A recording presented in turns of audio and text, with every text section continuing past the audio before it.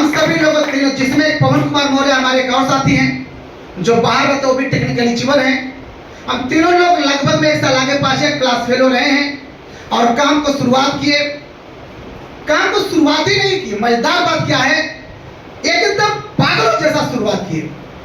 हम लोगों को घर से निकलना पता था कि कितने बजे घर से निकलना है, आने का हम तीनों लोगों को कभी ठिकान नहीं रहा कब घर वापस आएंगे।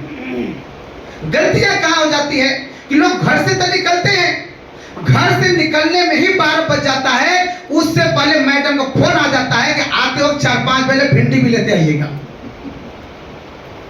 कैसे कामयाबी आएगी सर? इसका मतलब आप घर से तो निकल रहे हैं, मगर आते वक्त काम जब आप करने के लिए निकले तो आपको काम करना चाहिए, घर भाग के आना चाहिए साहब। कामयाबी और घर में बहुत बड़ी दुश्मनी है। कामयाबी और घर में बहुत बड़ी दुश्मनी है। घर कहती है अगर आप घर में रहेंगे तो हम जो कामयाबी है वो आपके घर में रहने नहीं दूंगा, और कामयाबी अगर आपके घर में रहेगी तो हम भी आपको रहने। सिपाही लोग कहां नौकरी करते साहब? बाहर। मिलिट्री वाले कहां नौकरी करते हैं? जो बीटेक एमटेक खूब बढ़िया पढ़ाई करके 10 लाख 20 लाख लगा के पढ़ते, वो कहां नौकरी करते हैं? जो डॉक्टर इंजीनियर पढ़ के निकलते कहां नौकरी करते हैं? सब लोग कमासुद कामयाब व्यक्ति बाहर काम करते हैं, और आज से वाले अपने पत्नी का गरम गरम हाथ का रोटी खाने के लिए दोनों टाइम घर में रहना पसंद करते हैं। कामयाबी चाहिए, इससे मिलेगा? कैसे मिलेगा कामयाबी सर? सुबह का ताजा ताजा गरम गरम खा के गए हैं, शाम को भी गरम गरम खाएंगे और मैडम के हाथ का ही खाएंगे। कैसे मिलेगी कामयाबी? अगर आप 20 दिन से ज्यादा घर में टिकते हैं, इसका मतलब बड़ा लेवल हासिल करने का आपके पास अधिकार नहीं साहब। 4-10 हजार ले सकते हैं, क्योंकि हर जब लाभ ही हो रहे, जो मैथमेटिकल चीजें सवरे नहीं होता है साहब ना, चाहे भिंडी का दाम जोड़िए, चाहे सोना का दाम जोड़िए, चाहे किसी का दाम जोड़िए, कहीं होता है। तो यहाँ भी वही चीज है, कामयाबी चाहिए तो हमको घर से बाहर निकलना पड़ेगा, अपने रफ्तार को चेक करना पड़ेगा, अपने एक्शन को चेक करना पड़ेगा, तब अपने पास बड़ी कामयाबी आती है। और चले परिचय बताता, नाम दिनेश कुमार मौर्य। इस बिजनेस में आने से पहले student life, Mahatma Gandhi Kashi university से एमए इकोनॉमिक्स और बीएड एंट्रेंस क्वालिफाई हो, एडमिशन कराने गया था विद्यापीठ के अंदर, मगर उसी समय सीनियर का फोन आता, मैं काउंसलिंग कराते समय घर से स्कूल से बाहर निकल गया। घर गया, घर वालों को तमन्ना नहीं कि लड़का बीएड कर लेगा तो अच्छा करके नौकरी चाह मिल जाएगा, कि अच्छा हम लोग को भी जीवन बीतेगा। घर वाले जो माता पिता हैं उनका भी सोच सही था कि हर माँ बाप सोचता कि मेरा लड़का मास्टर डॉक्टर इंजीनियर बने, ये सारों साहब उनकी सोच सही रही, मगर मैंने एडमिशन नहीं लिया। घर में आके बहाना करके बताना पड़ा कि मेरी मार्कशीट कहीं खो गई। मेरे जीजा जी जैसे ही पता चला मेरे रिलेटिव वाले लोगों को, और तुरंत मेरे जीजा जी हैं आरटीओ हैं, प्रेजेंट टाइम इलाहाबाद में राजेश कुमार मौर्य आरटीओ मेरे जीजा जी हैं। उस टाइम नई उनकी पोस्टिंग हुई थी, बोले जाइए आप तमस से बेसिक अधिकारी जो वाराणसी में है, आप जाइए, आपको हाथों हाथ 2 घंटे के अंदर मिल जाएगा। हम जिस चीज हम पीछा छुड़ा रहे थे मालूम पड़ा लोग दिलवाई देंगे मतलब।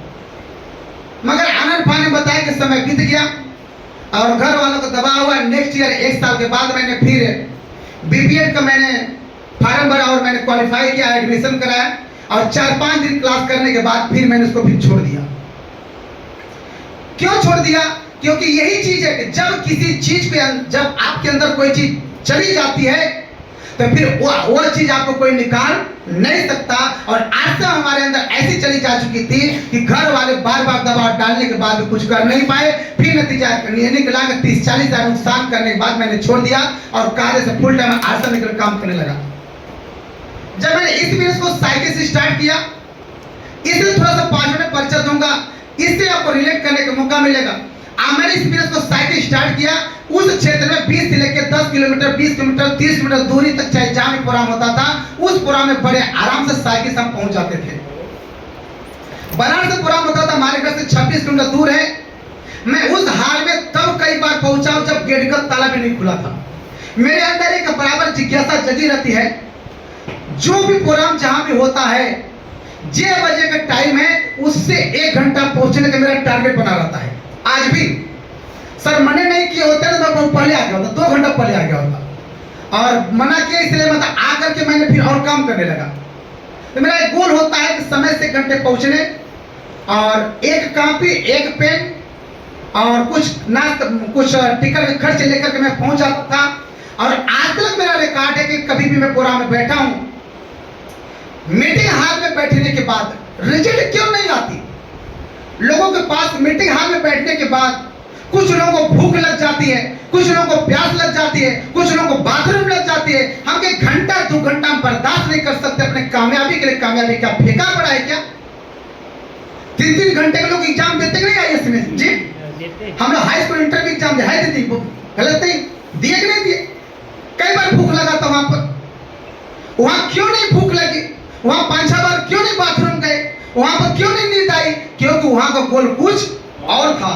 और जब इंसान का गोल बड़ा हो जाता है तो वहां पर नींद नहीं आती है। जब इंसान का गोल बड़ा हो जाता है तो वहां भूख नहीं लगती है। जब इंसान गोल बड़ा हो जाता है तो वहां उसको प्यास और थकावट नहीं आती है। अगर थकावट आती है, भूख लगती है, इसका मतलब आपका गोल बहुत छोटा है। मेरा एक दोहा है कबीरदास के मिलता जुलता, भूख प्यास निकट नहीं आवे, भूख प्यास निकट नहीं आवे, जब तक राल्टी पी न पावे। कैसे मतलब भूख लग जाती है?